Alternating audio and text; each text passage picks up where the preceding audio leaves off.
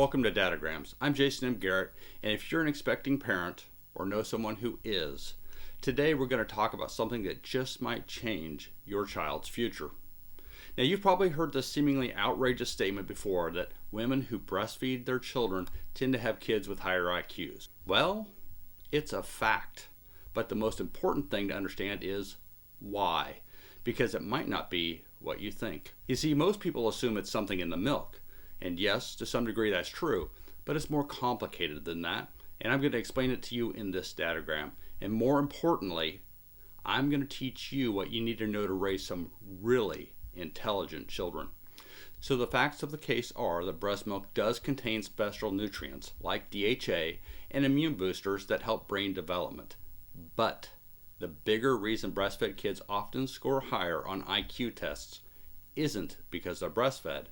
It's because they are raised by parents who choose to do the difficult task of breastfeeding in the first place.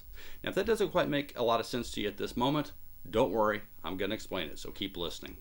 You see, breastfeeding in this day and age is hard, and I know firsthand just how hard it is and how committed a parent has to be to pull it off. My wife breastfed all three of our kids while serving as a Navy pilot and an officer. When our firstborn was nursing, my wife was the mini-boss on USS Tarawa, part of the team responsible for launching and recovering of Marine Corps AV-8 Harrier jump jets and the helicopters on board. Yet amidst all of that, she was lugging her pump aboard ship, storing milk, labeling it, freezing it, and getting it home. And whenever she was at sea, which seemed like always in my recollection, I'd thaw it out and feed our daughter back home. It was a logistical nightmare, but we made it work, and it was hard.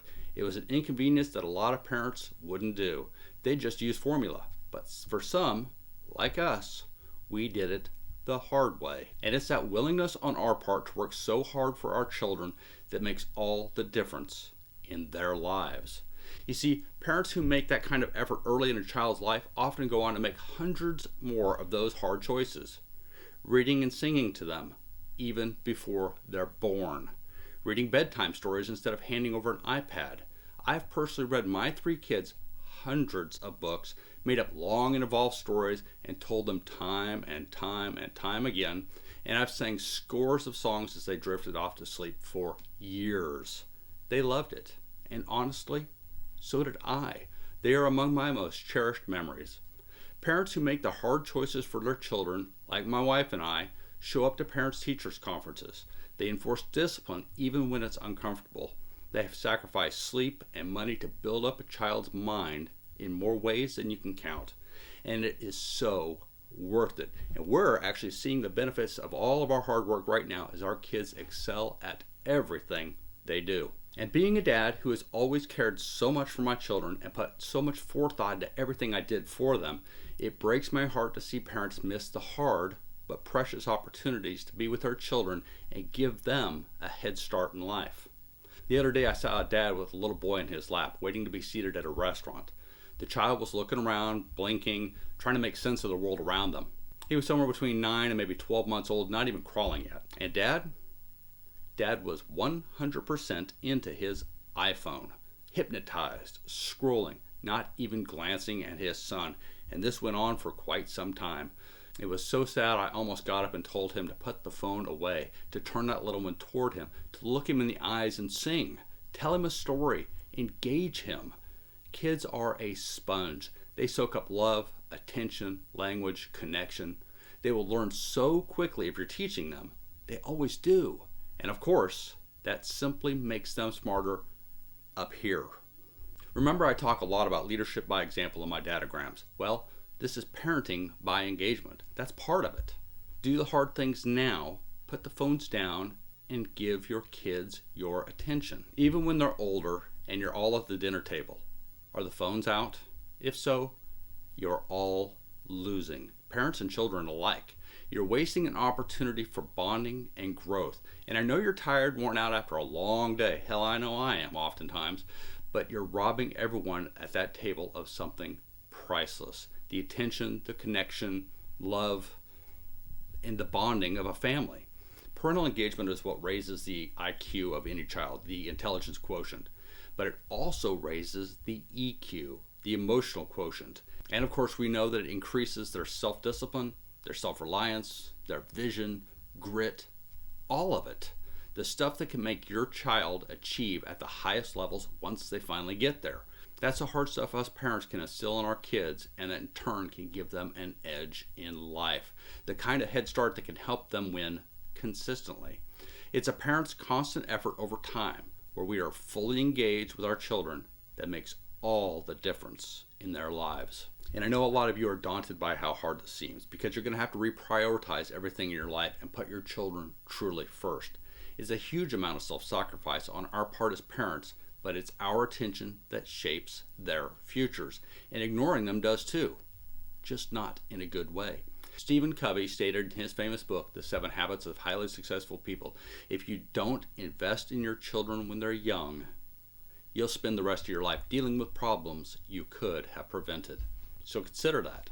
Said another way, by the time your child is 13, you've already spent 80% of all the in-person time you'll ever have with them in your entire life.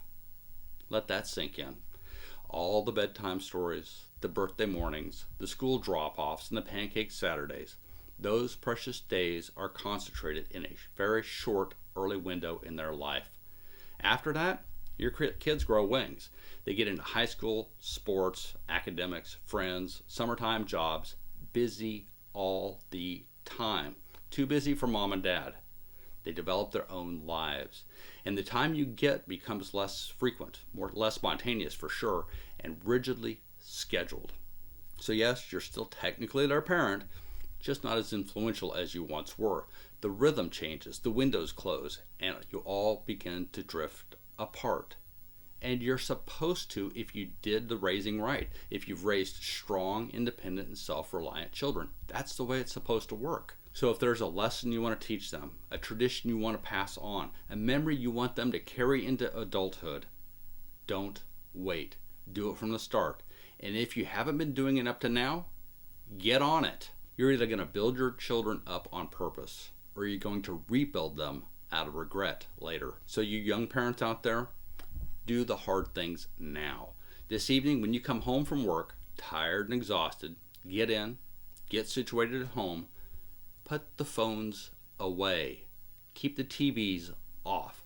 Those are the things that truly can wait until later to deal with. Find your kids and talk, visit, share, play, read to them, sing to them, tell them stories. Be present. Be a parent. Show them how to live. Show them who you are. Be someone that they want to become. And if you're already a few years late, start now. There's still time to change course. Don't fall into the trap of next weekend or next week or someday. There's only so much sand at the top of the hourglass, and it is pouring through quickly.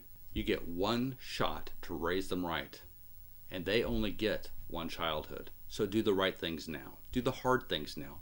That's being a parent. That's being a leader. That's love in action. And that's what this Dadogram's all about.